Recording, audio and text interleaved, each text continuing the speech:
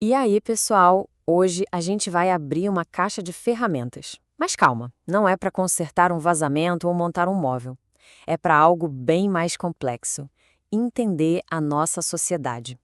A sociologia, no fundo, é isso: um conjunto de ferramentas que nos ajuda a decifrar o mundo social que existe ao nosso redor. Vamos nessa? Pois é, essa é a pergunta de 1 milhão, né? A gente vive no meio de um emaranhado de relações, instituições, culturas, conflitos. Como é que se organiza tudo isso na cabeça? A sociologia propõe um jeito de investigar esse quebra-cabeça, de um jeito mais científico, sabe? Olha só essa cena, por exemplo. Uma greve. À primeira vista, pode parecer só um transtorno, trânsito parado. Mas com as ferramentas sociológicas, a gente enxerga muito mais. A gente vê ali relações de trabalho, luta por direitos, poder, organização coletiva. É para isso que serve a sociologia, para enxergar essas camadas que não são tão óbvias. E para a gente entender como essa caixa de ferramentas foi montada, a gente precisa voltar no tempo para conhecer o projeto original. Vamos falar dos três pensadores clássicos que criaram os primeiros e talvez os mais importantes instrumentos de análise da sociologia. O primeiro nome dessa lista é Emile Durkheim. Para ele, a sociedade é como se fosse um grande organismo vivo.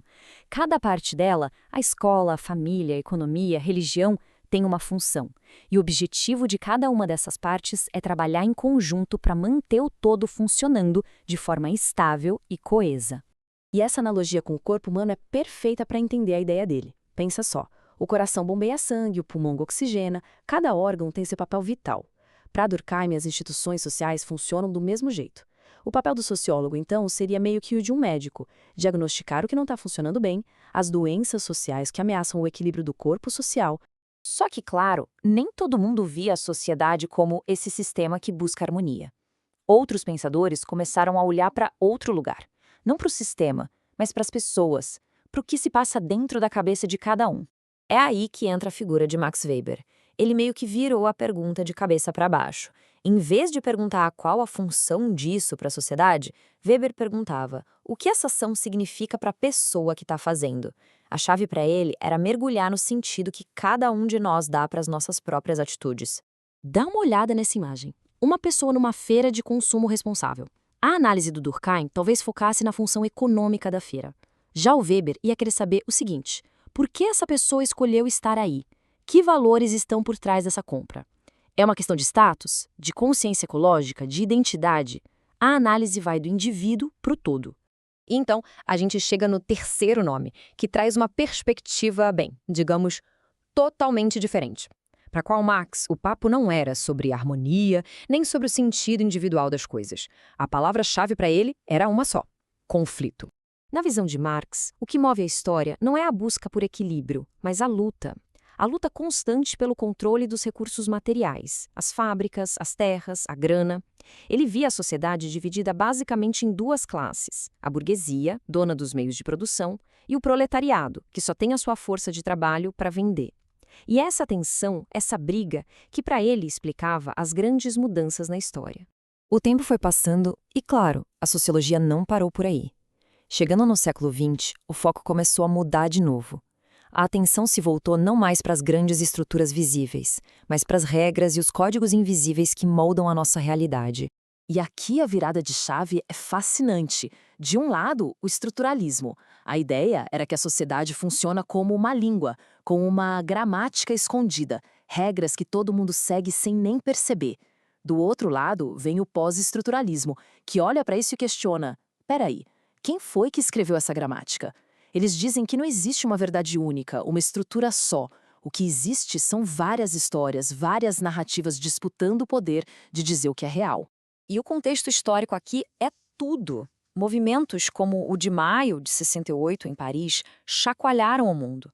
Os jovens e trabalhadores não estavam questionando só o governo, eles estavam questionando a universidade, a família, a cultura, as próprias estruturas do poder e da verdade. E foi esse clima que inspirou pensadores como Foucault e Derrida. Mais recentemente, outra ferramenta muito poderosa foi adicionada à nossa caixa. Uma ferramenta que faz uma pergunta que talvez demorou muito para ser feita: de quem é a perspectiva que ficou de fora de todas essas teorias até agora? Esse é o pensamento decolonial. Ele faz uma crítica muito profunda, dizendo que boa parte do que a gente chama de conhecimento universal, na verdade, foi criado a partir de um ponto de vista muito específico, o europeu. E, nesse processo, outras formas de saber de outros povos foram simplesmente ignoradas ou diminuídas. E um conceito fundamental para entender isso vem do sociólogo peruano Aníbal Quijano, a colonialidade do poder. A ideia é que, mesmo depois que os países se tornaram independentes, as estruturas de dominação que o colonialismo criou, principalmente as raciais e econômicas, continuam existindo e organizando o mundo até hoje. Essa imagem aqui de Recife é um exemplo perfeito. Uma análise decolonial não vai olhar para essa dança só como folclore. Vai ver ali uma expressão de conhecimento, de resistência, de uma identidade que vem de grupos que foram historicamente silenciados, mas que continuam produzindo cultura e saber. Certo. Mas como é que toda essa parafernália de teorias é usada hoje, na prática? Vamos dar uma olhada em como a sociologia ajuda a gente a entender os desafios do nosso tempo. Vamos pegar, por exemplo, o problema da desinformação das fake news. Esse gráfico aqui mostra como a confiança na notícia varia brutalmente dependendo de onde ela vem. A sociologia vai investigar como as nossas redes de amizade, as bolhas sociais e as relações de poder influenciam naquilo que a gente decide acreditar. É um tema central hoje em dia. Outra coisa, a realidade das nossas cidades que são super divididas. Para analisar isso, o sociólogo brasileiro Luiz Antônio Machado da Silva criou um conceito poderoso: violência de sociabilidade. A ideia é que a violência urbana não surge do nada. Ela está diretamente ligada a essa separação, a essa segregação que cria fronteiras, muitas vezes invisíveis, dentro da mesma cidade. E aí, quando a gente vê uma imagem como essa, de um protesto contra a violência no Rio, o conceito deixa de ser só uma teoria. A gente consegue ver a dimensão humana do problema, o impacto real que essas estruturas sociais têm na vida das pessoas. E olha, os dados mostram isso de um jeito que não deixa dúvida. Esse gráfico das taxas de homicídio no Brasil, separadas por raça, é um soco no estômago. A sociologia usa dados como esse para tornar visível o que muitas vezes é invisível. Essa diferença brutal entre as linhas não é coincidência. É resultado de processos históricos e sociais profundos que a gente precisa entender. Então, no fim das contas, essa é a nossa caixa de ferramentas. Cada teoria é uma lente, uma pergunta diferente que a gente pode fazer para a realidade.